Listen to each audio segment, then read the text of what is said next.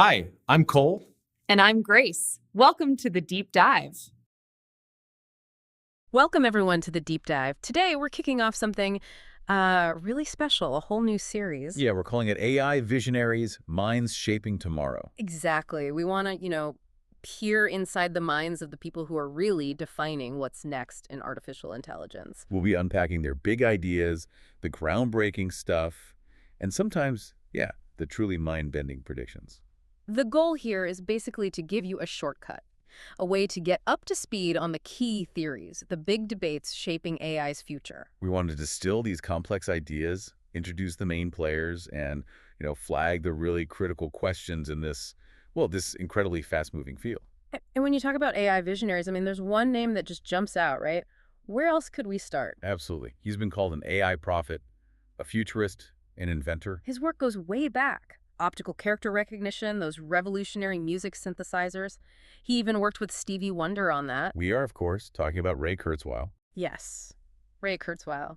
He's such a central figure, isn't he? Anytime you talk seriously about AI, about humanity's future, his name comes up. Definitely. He's been making these bold predictions for decades, sometimes pretty controversial. Right, and whether you're totally on board with his optimism or, maybe a bit skeptical. His ideas are undeniably influential. They really drive a lot of the conversation, both in science and just, in public discussion. So our mission today is to really dive deep into Kurzweil, his core concepts, those really audacious predictions about AI and where we're headed. And crucially, how other leading AI thinkers, other futurists, how they see these ideas. What are the counter-arguments? What's the debate? Yeah, it's not just about saying what he predicts. We want to give you a properly informed, nuanced view of this fascinating and, often fiercely debated figure. Because understanding Kurzweil's vision, it gives you one of the most sort of compelling potential paths for technology and society. It helps you grasp what all these big ideas might actually mean for your future, how you live, work, even what it means to be human. Exactly. So let's get into it. Let's unpack his foundational concepts. Okay, so how does he get to these predictions? Some of them sound, well, almost like science fiction. Where does it start? It starts with a really fundamental challenge to how most of us think about progress. He says we usually get it wrong. Basically, yeah. He argues most people underestimate technological progress because we tend to think linearly, step by step. Like 1 year feels like the same amount of progress as the last year. Exactly. But history, especially tech history, shows something completely different. It shows exponential growth, a curve getting steeper and steeper. Ah, okay. And this is his famous law of accelerating returns. That's the bedrock principle. Yeah. It's not just a casual observation for him. It's like the core assertion for his entire worldview. So what's the mechanism behind it? Why does it accelerate? He argues that evolution itself, and he means biological and technological evolution, uses positive feedback. Positive feedback. How so? Well, think about it. When you have a breakthrough, a more capable method from one stage of progress, okay, that breakthrough is then used to create the next stage. So the tools get better, which helps you build even better tools faster. Ah, I see. So it doesn't just add to progress, it speeds up the rate of progress. Precisely. It accelerates exponentially over time. You're constantly building faster tools to build even more efficient tools. So it's not just the tech getting better, but the speed at which it gets better is also increasing. Exactly. And he talks about the returns, things like speed, cost effectiveness, computing power. Those also increase exponentially. Right. And there's another layer, like a secondary feedback loop, he points out. Oh. As a specific technology, say computing, gets exponentially cheaper and more powerful. Yeah. What happens? More resources flow into it, right? Yeah. Money, brain power, everything. Makes sense. So that fuels even faster exponential growth. It's like an exponential growth in the rate of exponential growth. He calls it a double exponential. Wow. A double exponential. That's a lot to wrap your head around. It really is. Now, most people, when they hear exponential growth in computing, they immediately think of Moore's law. Of course. Gordon Moore's observation about transistors doubling on a chip roughly every 2 years. It's famous for a reason. But Kurzweil says that's not the whole story, or even the beginning. Not at all. He makes a really important point. Moore's law, while crucial, was actually the fifth paradigm, the fifth distinct technology to provide exponential growth in computing power. The fifth. So what came before integrated circuits? This trend, he traces it all the way back to the 1890 U.S. Census. They used electromechanical calculators, think punch cards, electric relays. basically ingenious mechanical devices. Okay, 1890s, that's paradigm 1. What's next? After electromechanical, you get machines based purely on relays. Faster, more flexible, using those little electromagnetic switches. That's paradigm 2. Got it. Then came the vacuum tube computers. Paradigm 3. Much faster again, but huge, power-hungry beasts. Think ENIAC. Right, the giant room-sized computer. Exactly. Then, paradigm 4. Transistors. Yeah. A huge leap forward. Miniaturization, reliability, less power consumption. And then came integrated circuits in the 60s, leading to Moore's Law, paradigm 5. Precisely. And the key insight here is that each time one paradigm started to, run out of steam, approach its physical limits, Yeah. a new paradigm, a completely different approach emerged. A paradigm shift happened. And the shift didn't just continue the exponential growth, it often accelerated it. So it's not one smooth upward curve, it's more like a series of jumps, like steps getting steeper. The series of S-curves is a great way to visualize it. Each technology starts slow, takes off rapidly, then begins to level off as it matures. But right when it looks like it might plateau, boom, Yeah. a new paradigm takes over, starting a new, often steeper S-curve. Okay, I can picture that, this constant leapfrogging. And that continuous innovation, that relentless jumping from one S-curve to the next, is what completely messes with our built-in linear thinking. Yeah, that makes sense why things can feel slow for a while and then suddenly just explode. Like the internet seemed to do for a lot of us in the 90s. Right. But Kurzweil would argue the underlying exponential trend was chugging along predictably the whole time if you knew where to look and understood these paradigm shifts. So you could have seen it coming, in theory. In theory, yes. And this is why he makes that staggering claim. We won't experience just 100 years of progress in the 21st century, measured by today's rate. Okay. Because the rate itself is accelerating, he predicts we'll witness something like 20,000 years worth of progress. 20,000 years in 1 century. That's his calculation based on the accelerating returns. It's just a vastly different scale of change than our intuition prepares us for. Almost impossible to truly grasp. Okay.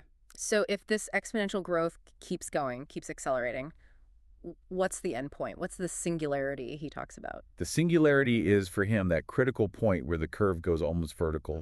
Well, nearly vertical from our current perspective. Technology seems to be advancing at an almost infinite speed. Mathematically, he clarifies, it's still finite, continuous growth. But for us, living through it, it would feel like an acute and abrupt break in history. A break point. Yeah, the moment when technological change becomes so incredibly fast, so profound, that it fundamentally alters everything, human history, human life itself. And the core change isn't just like faster phones or better gadgets, is it? It sounds deeper. Oh, way deeper. The main implication is a fundamental change in the nature of our ability to understand. How so? Imagine connecting your brain, your neocortex, to cloud-based AI that's trillions of times more powerful. Okay. Your thinking, your cognitive abilities wouldn't just be slightly enhanced, they'd be amplified massively. Yeah. Problems that took centuries could potentially be solved in moments. It redefines intelligence itself. We become, as he puts it, vastly smarter by merging with our tech. Merging with technology. And this leads to his really long-term vision for humanity. Absolutely. He sees a future where, yeah, a lot of human experience becomes virtual. Right. But more significantly, Yes. he predicts that most of civilization's intelligence will eventually become non-biological. Most of it. Not human. Non-biological, yes. He throws out numbers like, by the end of this century, non-biological intelligence being trillions of times more powerful than human intelligence. That's staggering. Does that mean humans are obsolete? No, and he's very clear on this. It's not the end of biological intelligence. It's an evolution of what human means. An evolution. Our civilization, he argues, stays human in its core values, its history, its aspirations. But it transcends its purely biological roots. The non-biological intelligence will be derived from us, an extension of us, not some alien replacement. So still human, just different, expanded. That's the essence of his vision. Yeah. Human, but moving beyond biology. Okay, let's shift gears slightly. From the big concepts to some of those really specific headline-grabbing predictions, the ones that spark so much debate. Right, the timelines. Yeah. He famously predicted AI would pass the Turing test in 2029. That's only a few years away now. How's that looking? It's fascinating. Kurzweil himself has recently said he sees no reason to amplify or accelerate that 2029 prediction. He's sticking to it. Okay. But he also points out that other experts are now actually catching up to him, or even leapfrogging him. Really? Like who? Well, You have figures like Elon Musk saying, maybe AGI within 2 years. That's much sooner than 2029. Wow. So the Turing test essentially means achieving AGI, right? Artificial general intelligence, human-level AI. Broadly speaking, yes. That's the common understanding. But is there a consensus among experts on when AGI might actually arrive? It feels like opinions are all over the map. Completely all over the map. You've got the accelerationists like Musk, maybe even Kurzweil now seems less outlier-ish. But then you have surveys of AI researchers where the median prediction for AGI is still decades away, 50, maybe even 100 years. That's a huge difference. It is. And you have prominent voices like Andrew Ng, co-founder of Google Brain, who's quite cautious. What does he say? He basically says he sees little specific progress toward actual AGI. Lots of progress in narrow AI systems great at one specific task, but not the broad, flexible intelligence of humans. He attributes current progress more to faster computers and just vast amounts of data, not necessarily fundamental breakthroughs towards general intelligence. That's a more sober take. It is. But then you look at something like Google's Talk to Books. What's that? It's a system that can effectively read 600 billion sentences from 100,000 books in half a second to find relevant passages. Half a second? That's inhuman speed. Totally. Wow. It far exceeds any human reading capacity. And Kurzweil points to examples like that as clear evidence of the accelerating curve in action. But does speed and data processing equal understanding? That seems to be the core debate. Exactly. That's the crux of it. Experts like Gary Marcus, who's a cognitive scientist and often a critic of deep learning hype, he acknowledges the impressive pattern recognition, but argues current systems, like deep learning models, still fundamentally lack things like common sense, abstraction, and especially causal reasoning. Causal reasoning, like understanding why something happens. Precisely. An AI might perfectly identify a cat in millions of photos, but does it understand what a cat is, why it purrs, what happens if you drop it? Marcus argues they don't, not in the way humans do. It's sophisticated pattern matching, not deep understanding. So is it real intelligence or just incredibly clever mimicry? That's the multi-billion-dollar question, really. And it leads us straight to another of Kurzweil's most, ambitious predictions. The one that really gets people talking. Living longer, maybe forever. Yeah, his concept of longevity escape velocity. Okay, break that down. Longevity escape velocity. What does it actually mean? It's actually a pretty elegant idea. Think about it like this. Right now, for every year you live, you use up 1 year of your expected lifespan, obviously. Makes sense. But at the same time, science and medicine are constantly advancing. Kurzweil estimates that currently, for every year that passes, scientific progress gives us back about 4 months of extra expected lifespan. 4 months. Okay. So effectively, you live a year, but your remaining lifespan only decreases by about 8 months.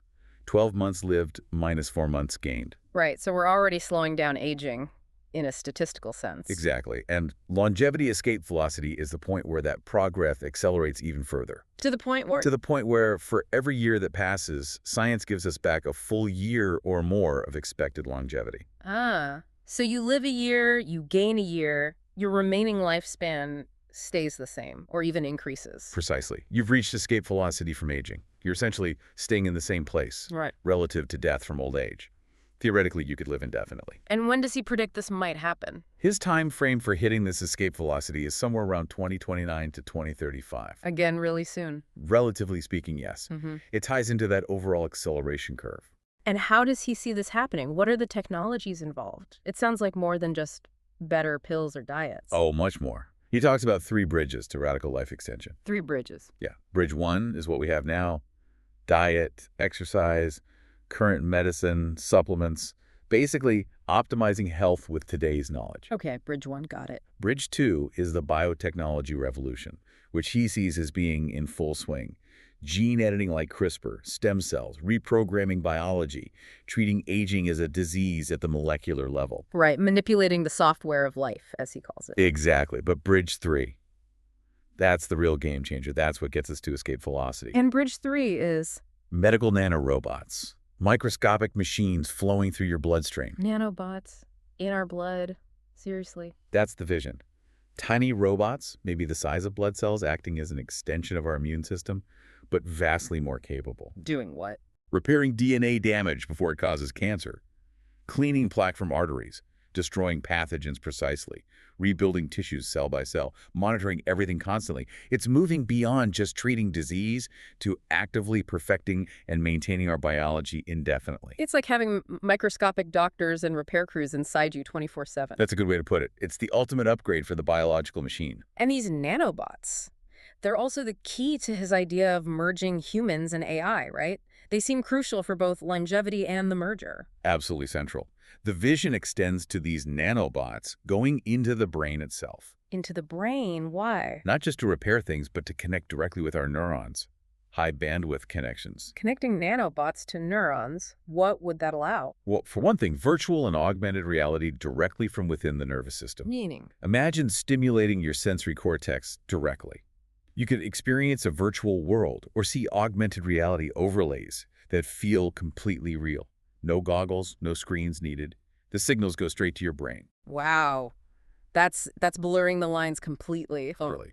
But the most important application, in Kurzweil's view, is connecting the top layers of our neocortex, the thinking part of our brain, to synthetic neocortex in the cloud. Connecting our thoughts to the cloud. Essentially, yes. Extending our minds, our consciousness beyond our biological limits, integrating directly with massively powerful AI systems. Which would mean what for our intelligence? A potentially limitless amplification.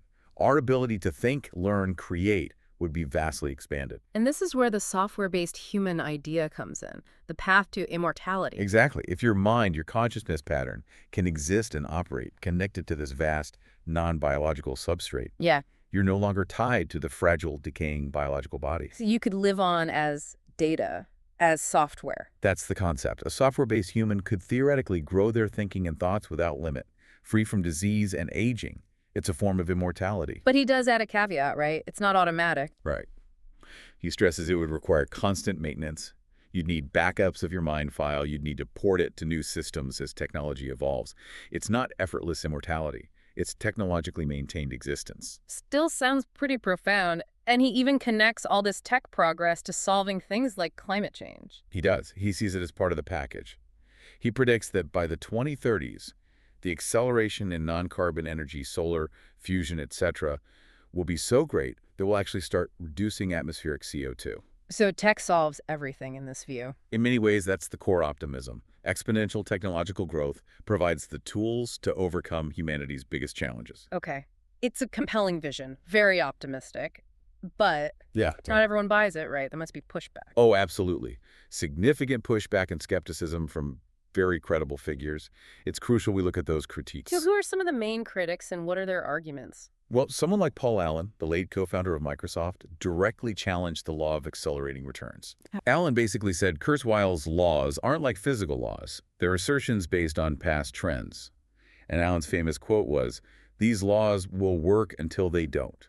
Meaning you can't just assume exponential growth will continue forever in every area. Exactly. There might be fundamental physical limits or unforeseen roadblocks. It's a caution against overextrapolation. Makes sense.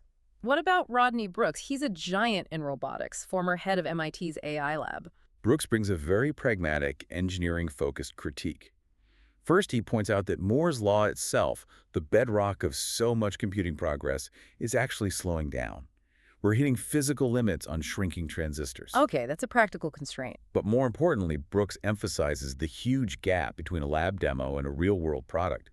He says it takes a long, long, long time. Can you give an example? His classic example is self-driving cars. He points out a car drove autonomously on a freeway back in 1987, coast to coast, hands-free in 1995. Wow, that long ago. Yep. And yet here we are, decades later, and truly autonomous mass-market self-driving cars are still years away. The real world is messy and complex. So the S-curves might be real, but getting from one to the next, especially in the physical world, is much harder and slower than the pure information curves suggest. That's precisely his point.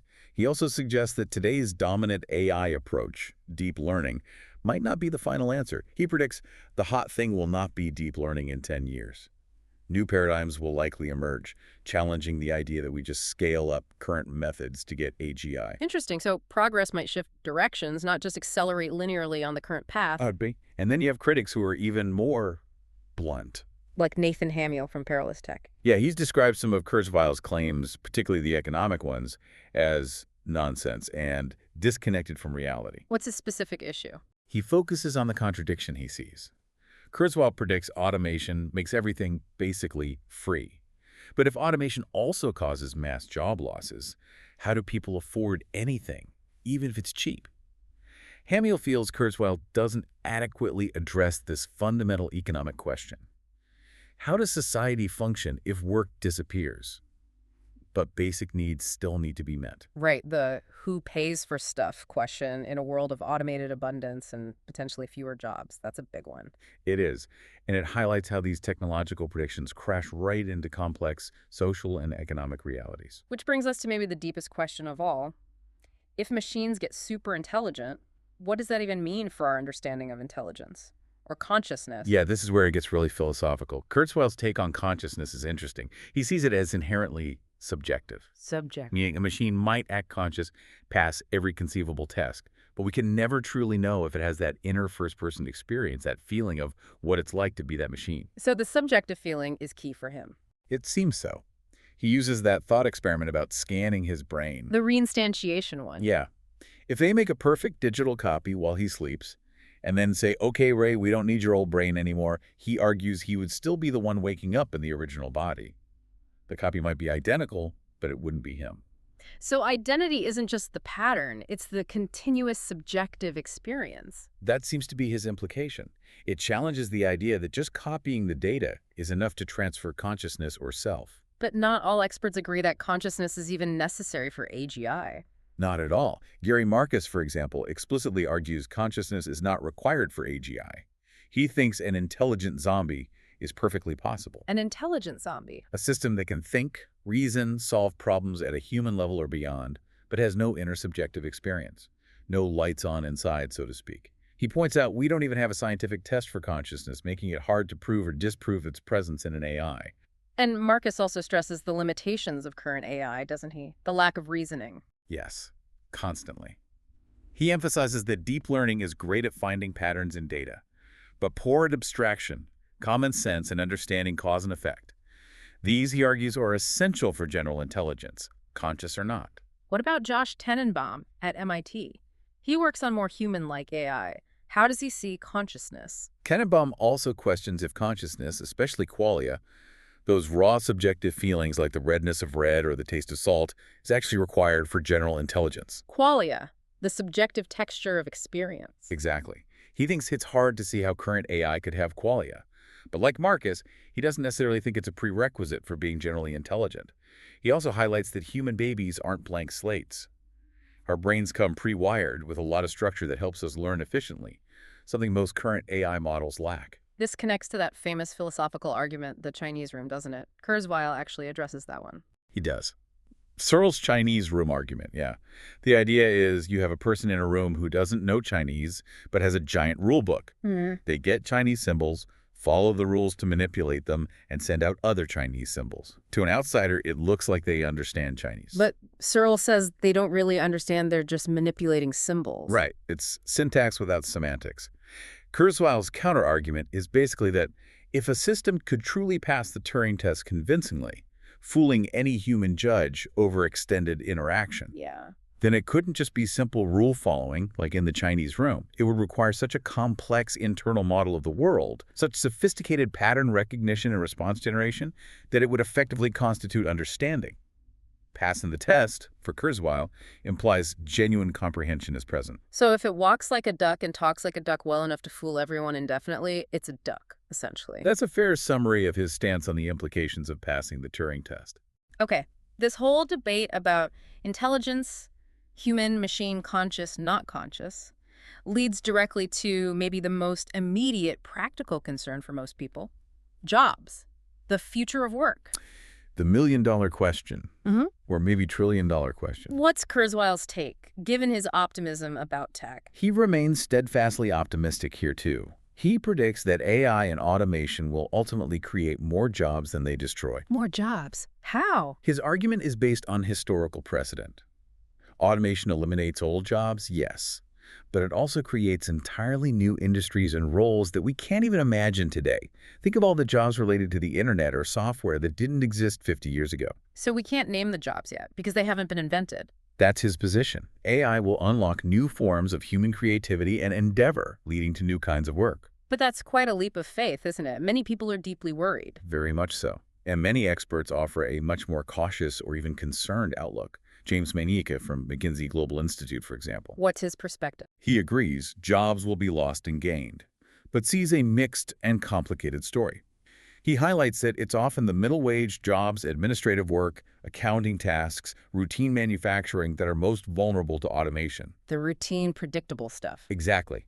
Whereas jobs requiring high levels of creativity, complex strategic thinking, or interpersonal empathy like senior management or care work might be safer. Yeah. But often, those safer care jobs are lower wage. So the mix of jobs changes, potentially squeezing the middle class and increasing inequality. That's the big concern Manyika raises. He warns about serious wage issues resulting from these occupational shifts. And Daniela Russ from MIT CSAIL, does she see jobs just disappearing? She emphasizes that jobs are changing, maybe more than just disappearing entirely. But her main point is about preparedness. Preparedness. Yeah. Are we equipping people with the skills needed for the new jobs being created? She stresses the absolute need for better retraining programs and a societal shift towards lifelong learning. We can't just learn once and be set for life anymore. Technology moves too fast. Continuous adaptation. Exactly. What about someone like Yann LeCun at Meta? He's a deep learning pioneer. How does he see AI impacting work? LeCun offers a different frame.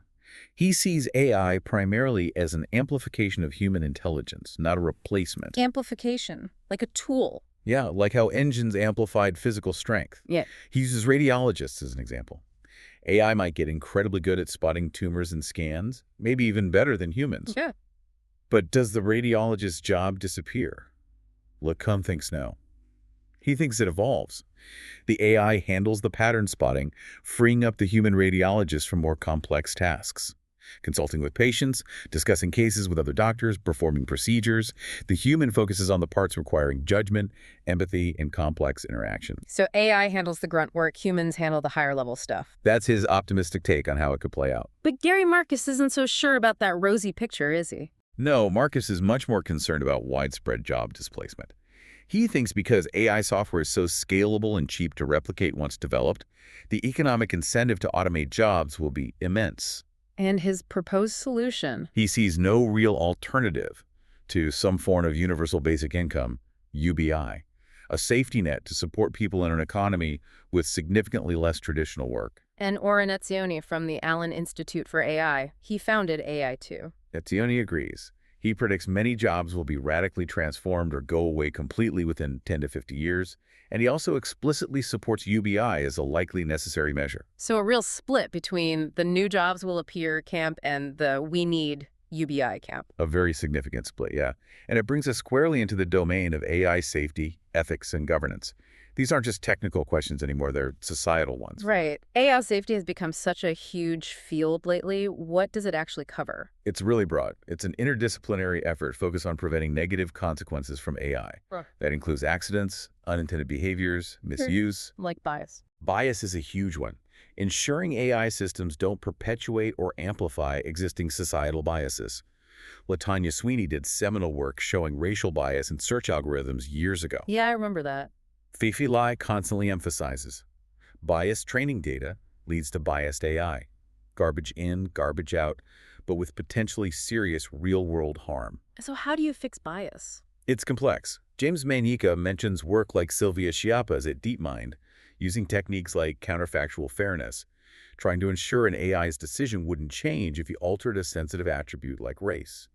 And Rana El-Kaloubi's company worked with HireView to try and make hiring algorithms gender-blind and ethnically blind, removing potentially biasing data points. Trying to level the playing field algorithmically. That's the goal.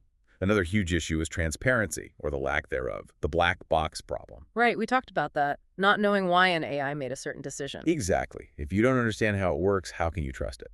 Or fix it when it goes wrong? Think about that self-driving car fatality. Dissecting the AI's reasoning was incredibly difficult. So what are researchers doing about it? People like Demis Hassabis at DeepMind are working on ways to interpret AI behavior, to peek inside the black box. David Ferrucci, who led the Watson team, talks about needing explicable intuition, AI that can justify its reasoning, not just inexplicable intuition. Making AI accountable. Essentially, yes. Yeah. Then there's the whole area of deliberate misuse. Disinformation. Deepfakes. That's a massive concern. Geoffrey Hinton warned about AI enabling election manipulation on a vast scale. Cambridge Analytica feels like a primitive precursor now. Yeah, the tools are getting so much better. Exactly. Experts like Henry Brady, Klaus Bryn Jensen, and others warn about AI polluting the information ecosystem, eroding trust, making it hard to distinguish truth from fiction. It's a potential threat to democracy itself. Scary stuff. And then you get to the really high-stakes risks. Autonomous weapons. Existential risk. Yeah, the sharp end of the conversation. People like Stuart Russell, Rodney Brooks, Oren Etzioni, they're deeply concerned about lethal autonomous weapons, systems making life-and-death decisions without human control. The killer robots scenario. Basically, the fear is escalation, unpredictable behavior, lowering the threshold for conflict, and then existential risk, popularized by Nick Bostrom's book, Superintelligence. The idea that AI could become vastly smarter than us and wipe us out? Maybe not maliciously, but inadvertently. If its goals aren't perfectly aligned with human survival and well-being, a superintelligence could potentially optimize the world in ways that are catastrophic for us.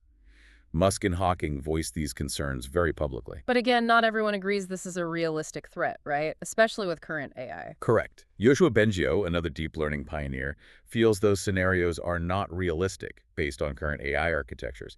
He doesn't see the path from today's systems to that kind of uncontrollable superintelligence. Josh Tenenbaum echoes this, partly because current AI lacks any real sense of self or complex motivations. Sam Altman at OpenAI seems to take a middle ground. Yeah, he acknowledges big risks, bioterror using AI, cyber threats, maybe runaway self-improving AI, but he also emphasizes the incredible potential benefits, that unbelievable exponential curve that could solve major world problems. It's a duality. So, given this huge range of risks, bias, opacity, misuse, existential threats, what's the path forward? Is it all about regulation? Regulation is definitely a big part of the discussion. Kurzweil himself thinks regulation is necessary both for safety and to keep progress moving openly, rather than driving risky research underground. But how do you regulate something moving so fast? That's the challenge. Yann LeCun argues against regulating the research itself, saying that stifles innovation. He thinks we should regulate specific applications like self-driving cars or medical AI based on their impact, regardless of the underlying tech. Focus on the outcome, not the method. Kind of. Barbara Gross stresses the need for ethicists and social scientists to be involved in the design process, not just reacting afterwards. She points to Microsoft's Tay chatbot disaster as a cautionary tale of what happens when you ignore social dynamics. Learning from mistakes. Hopefully. Daphne Koller notes the difficulty. It's much easier to use AI, maybe irresponsibly, than it is to build it ethically from the ground up. And we are seeing global efforts now, right? Summits, executive orders. Yes, there's definitely growing international momentum. The UK AI Safety Summit, Biden's executive order in the US focusing on safety, privacy, civil rights. China has its own ethics guidelines too. There's a recognition that this needs international cooperation and frameworks. Tracy Follows mentioned an interesting idea, the arrival mind paradox. Yeah, her point is maybe the real existential threat isn't aliens, but an AI emerging here that messes with our sense of self, our identity, causing inner world chaos. For her, the core issue is governance. Who controls this powerful technology? An elite few, or is control distributed? And Oren Etzioni made that distinction between intelligence and autonomy. A really crucial point. Just because something is intelligent doesn't mean we have to give it full autonomy. Society can choose how much decision-making power to delegate to AI systems. We have agency. Which brings us back really to the human side of all this. Fei-Fei Li called AI development a profoundly human project. It's a great quote. She champions human-centered AI, reminding us that this technology will shape our future, so its design must prioritize human values and well-being. Like Cynthia Breeziel's work with social robots. Exactly. Her work isn't just about automation. It's about creating robots that interact, engage, support us emotionally and socially, using AI to unlock human potential in areas like education, elder care, therapy. It's about augmenting the human experience. But there's also that warning against anthropomorphizing AI too much, right? Seeing humanity where there isn't any. Absolutely. Daniela Roos makes this point strongly. We use words like intelligence and learning, but current machine learning is mostly incredibly sophisticated pattern recognition based on massive data sets. It's not human cognition or consciousness. We need to be careful with our language. So the focus should be on how AI can help humans amplify us. That's the vision people like Ben Schneiderman advocate. Yeah. Designing AI to amplify, augment, empower, and enhance human performance, fostering our creativity, our connection, our self-efficacy. Frank Kaufman adds that the human needs to be in dialogue with the AI, critically assessing its output. Yes, you need the human foundation, the critical thinking, to know if the AI is giving you gold or just plausible-sounding nonsense. It's a partnership. And Brian Johnson's provocative idea that we need to upgrade. Yeah, he argues humanity itself is the biggest risk, and we need to use tools like AI to understand ourselves better, overcome our limitations, and basically upgrade ourselves to be relevant and avoid self-destruction. It's a call for human evolution alongside technological evolution. David Ferrucci also seems ultimately optimistic. Very much so. He sees AI as this incredible vehicle for exploring the very nature of intelligence, including our own. He believes it's our destiny to use this tech to understand ourselves better and enhance our lives in ways we can't yet fully grasp.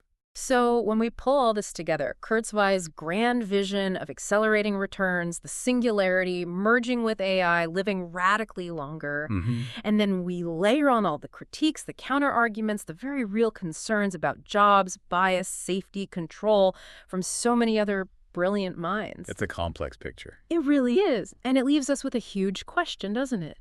As AI keeps accelerating, keeps weaving itself into everything we do, are we ready?